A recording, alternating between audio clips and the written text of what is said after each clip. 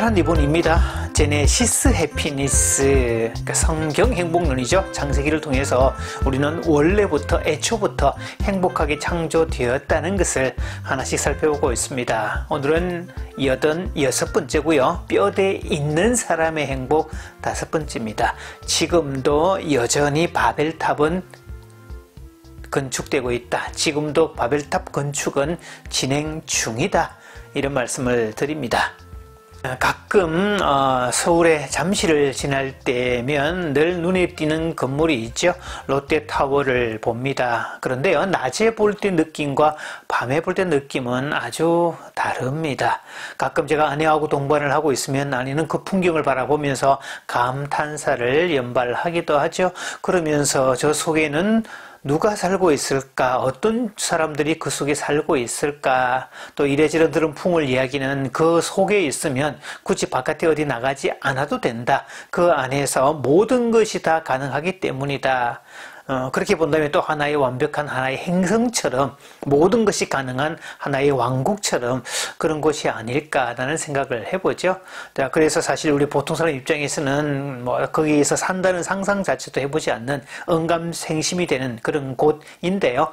저는 어쩌면 가끔씩 그 탑을 볼 때마다 성경에 나오는 바벨탑을 자꾸 떠올리게 됩니다. 바벨탑. 아주 하늘 높은 곳까지 탑을 쌓았다는 그 이야기에 해당이 되는데요.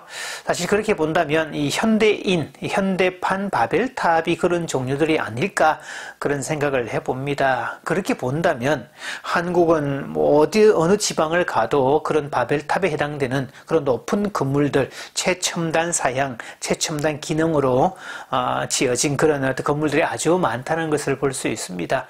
자, 그런 부분에서 보면 한국의 외적 풍요로움은 정말 상상을 초월하죠. 잘 닦인 도로라든지 휴게소는 첨단 어떤 시설의 집약체가 아닐까 싶을 정도로 정말 탐복을 하게 됩니다.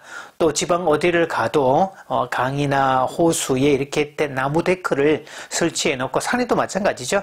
그래서 사람이 오르내릴 수 있도록 잘 만들어 놓은 그런 시설 같은 걸 보면 세계 어느 나라가 이렇게 다 해놓았을까 싶을 정도로 감탄을 하게 됩니다.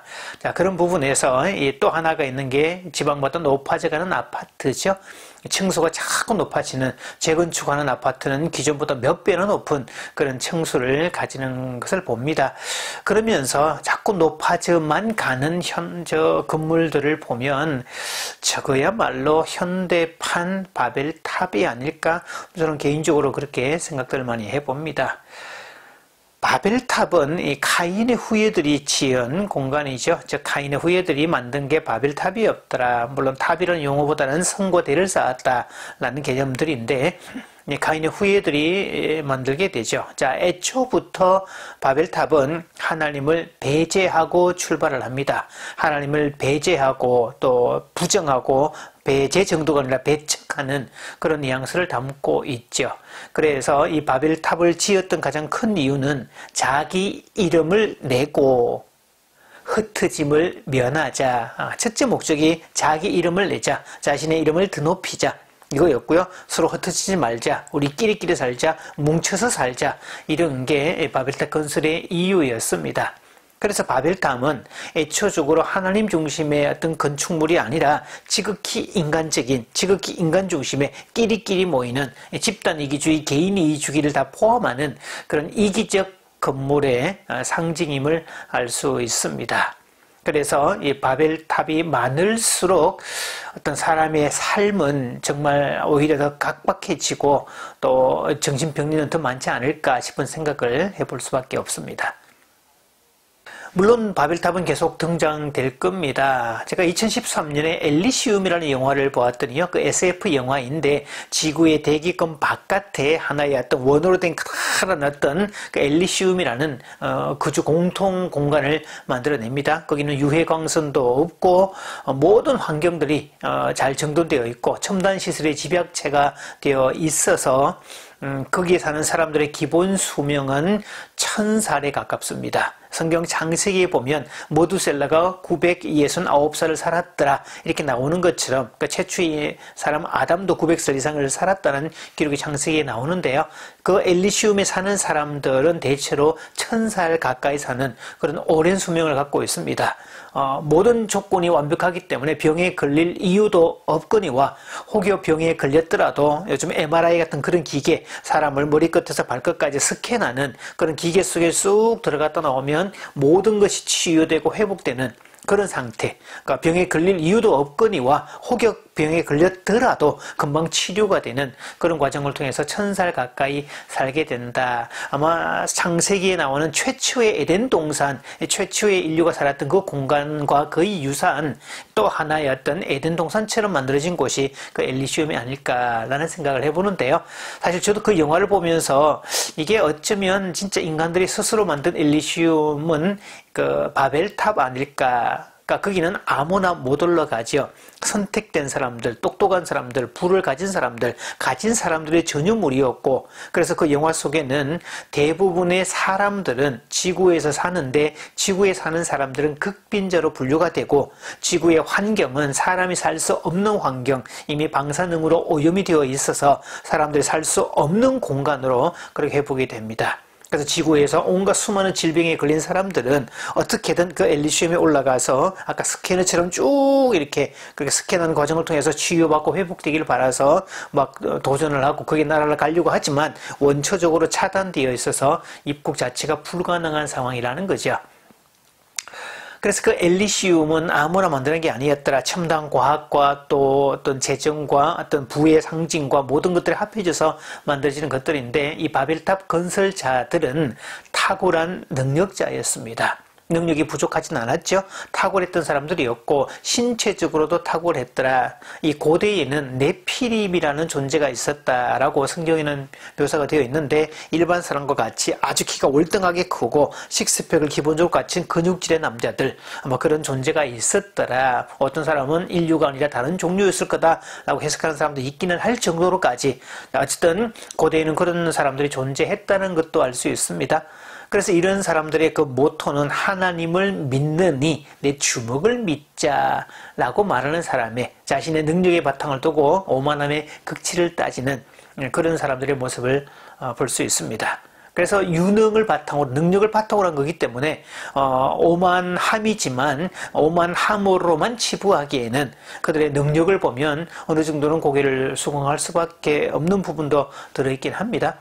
또한 이 바벨탑 건설자는 문명의 창시자인과 동시에 문화의 창조자였다라고 하죠. 카인의 후예들이 대부분 그랬습니다. 그래서 음악의 조상도 있고 미술의 조상도 있고 또 두발 가인이라는 요즘 말로 말하면 뭐 탱크를 만들어내는 사람, 미사일을 만들어내는 사람, 철 문명을 가지고 어떤 각종 날카로운 살인 기계를 만들어내는 조상이 되었더라. 그래서 음악 미술 관련한 것들과 기계를 만드는 것까지 요즘 말로 하면 최첨단 문명을 창시하고 문화까지 다 점령했던 이게 아담의 후예, 즉 가인의 후예들 이렇게 해당이 됐다는 얘기가 되죠. 즉 자신들의 힘으로 세워놓은 문명과 문화의 극치가 해당이 되는데 그것이 겉으로 드러난 눈으로 드러난 것이 바벨탑이었다라고 보면 됩니다.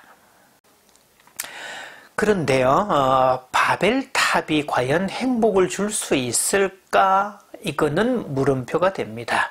그래서 요즘에 마천루 경쟁처럼 나라마다 서로 아주 높은 건물을 세우려고 혈안이 되어 있는, 그래서 높은 건물이 많고 첨단 건물이 많을수록 그 나라는 부강하고 강한 나라다, 튼튼한 나라다, 꽤 잘 사는 나라다, 아마 이런 것을 증명해 보이는 장치가 아닐까 싶은데요. 그래서 나라마다 이 마천루를 지으려고 그렇게 혈안이 되어 있는 모습을 보게 되는데, 그런 마천루가 많은 나라는 행복하다, 이 등식은 그렇게 성립되지는 않을 겁니다. 오히려 마천루가 많은 나라일수록 우울증과 공황, 또 자살, 이혼 등등 각종 정신병리는 더 많아지고 있다는 아이러니입니다.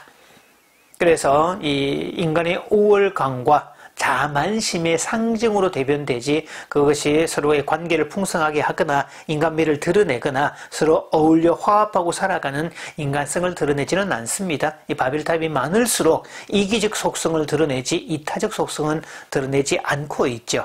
그러니까 행복은 관계에 있는 것이고 관계는 서로가 이타적인 어떤 그런 기본 베이스 위에서 성립되는 건데 서로가 이타적이어야 피차가 행복한데 이기적 속성을 가지면 결국 상대방을 이용해 먹을 수밖에 없고 서로가 그런 목적으로 만난다면 나중에 결코 행복을 가질 수 없기 때문입니다. 그런 면에서 요즘 우리 사회에 대한 어떤 진단과 특히 요즘 아이들의 문제를 바라보면 아이들은 심리적 연체동물이 되어 있다라고 말할 수밖에 없는데요. 그것은 어쩌면 이 바벨탑을 세우라고 자신의 바벨탑을 만들라고 계속 이렇게 푸시하는 그런 사회적 압박 또 가정의 압박 때문이 아닐까 싶습니다. 그래서 그렇게 해서 자신만의 바벨탑을 세웠다 할지라도 그 바벨탑이 자만심과 우월감의 상징이라서 자기라는 감옥 속에 갇히게 만들지 이타적이고 베풀고 나누는 이런 인간미를 가진 그런 사람으로 성장하지는 않는다는 거죠. 그래서 아이들이 자신만의 바벨탑을 만들었다 할지라도 생각하기를 싫어하고 교양이 바닥이고 더불어 살기 싫어하고 갈등을 풀지도 못하고 이기적 속성에 함몰되어서 정말 생물학적 인간일 뿐이지 인간미를 갖춘 그런 사람은 되지 않는 모습을 볼 수 있죠. 그러니까 성경은 이미 이걸 통해서 과거에 계속 이어오고 있는 말씀이 있죠. 사람은 밥만으로 살 수 없다. 구약은 신명기를 통해서 신약은 또 마태복음을 통해서 사람은 밥만으로 살 수 없다. 부분부정이죠. 밥이 필요 없다는 게 아니라 밥만으로 살 수 없다. 밥 외에 그 뭔가가 필요하다. 그래서 이걸 실존주의 심리학에서는 삶의 의미라고 얘기를 하죠. 즉 의미, 실존적 의미, 사람으로서의 어떤 가치 이런 것들을 추구할 때 행복이 오는 거지. 그래서 등 따스고 배부르고 자신의 이름을 드러내고 자만심과 우울감으로 가득 찬 그래서 뭔가 보여지는 결과가 바벨탑으로 드러난다 할지라도 그것이 행복으로 연결되는 것은 아니다 라는 점을 생각해 봐야 됩니다. 자, 마치면서 질문 두 가지 드립니다. 첫째, 왜 바벨탑은 인간 중심적 건물인가? 두 번째, 왜 인간은 하나님 두기를 애초부터 싫어할까?